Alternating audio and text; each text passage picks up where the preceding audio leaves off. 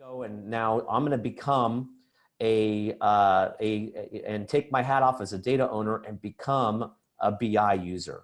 And I'm going to start to explore this virtual cube with first Tableau. And so I'm going to log into Tableau.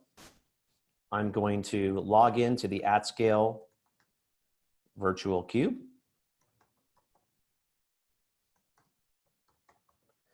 And we'll see what we get.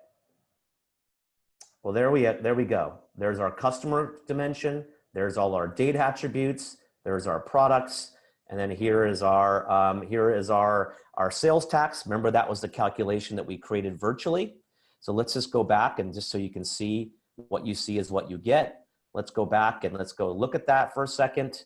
And you can see that if I look at my Tableau next to my modeler, you can see what you see is what you get. So that is our semantic layer. So let's go run some live queries. So remember, we haven't built anything here. What we just did right there is I ran a live query against Redshift. And let's look at my products, my order quantity by products.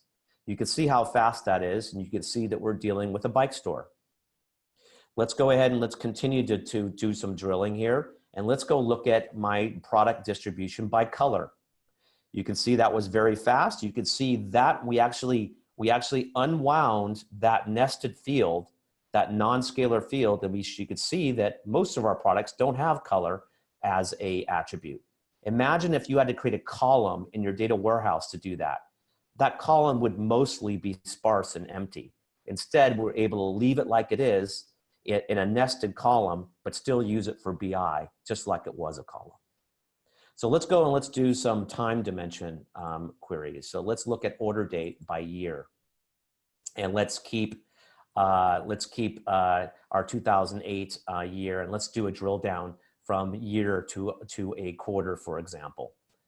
And you could see here that we're able to do a drill down and do a drill down in the model. Now I have my quarters, and from quarters I can now go down to month, and AtScale is going to do that all virtually. And it's all doing that virtually, all querying the data in Redshift in place. I'm going to come back to this, and you're going to see that we're going to get much faster the next time around. So that is in Tableau.